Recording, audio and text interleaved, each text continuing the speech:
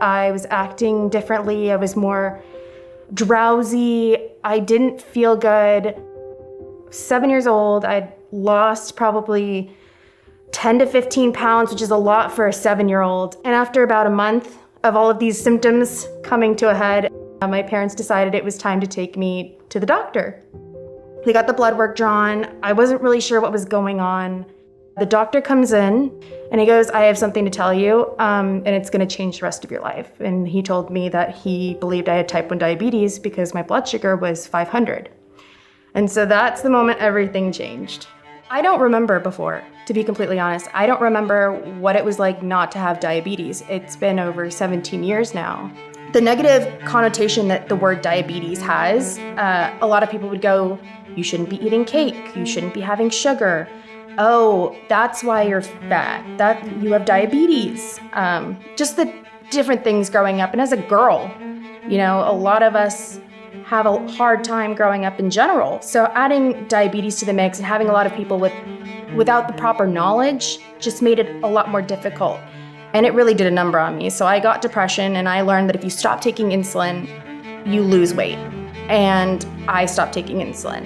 What I didn't realize is that I was causing a lot of damage internally and long-term. You're thinking you're unstoppable and you can go through life and you're young and you can heal.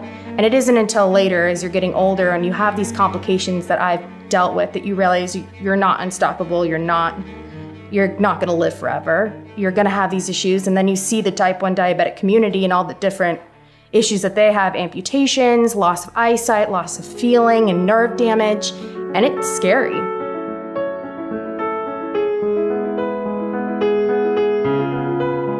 Type 1 diabetes is a personal disease. We eat food for survival. The food is digested to release sugar. Sugar is the energy for us. It enters the bloodstream and goes to all parts of the body, but sugar usage is controlled. Many cells need to be told to take sugar in. That instruction comes from beta cells in the pancreas. These cells are the commander of sugar management. They monitor the sugar levels in the blood and use the signal insulin to tell our cells when to take in sugar. These cells are destroyed in T1D. This function is lost in T1D. This happens because the patient's immune system makes a mistake and starts attacking beta cells.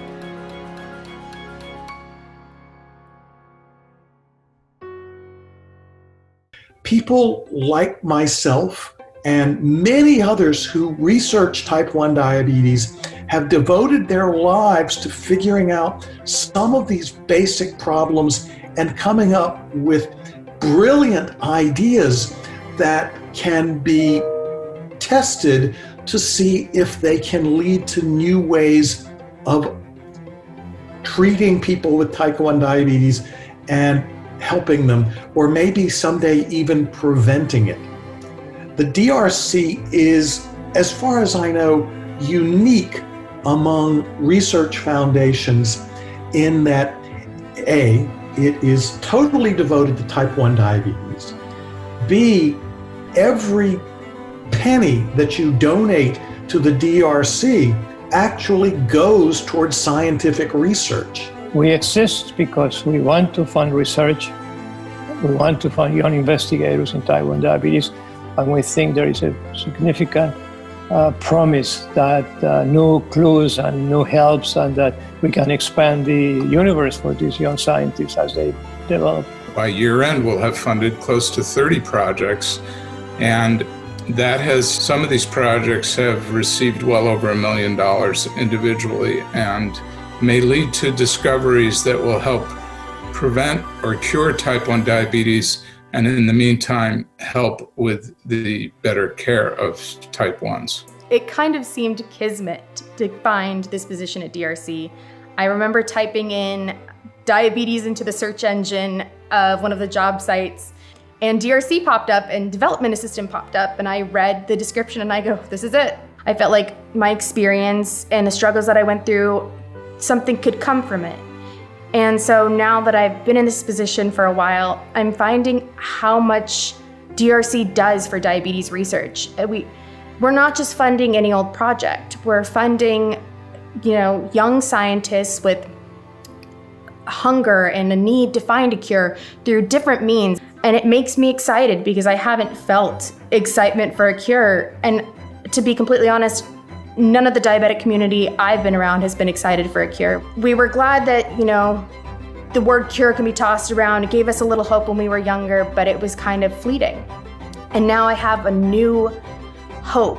I have something solidified in my mind that there could most likely be a cure in my lifetime, and I won't have to look at food the same way I do, and I won't have to worry about insulin the same way, or the cost of insulin, or the damage I've done to my body. I can hope for freedom.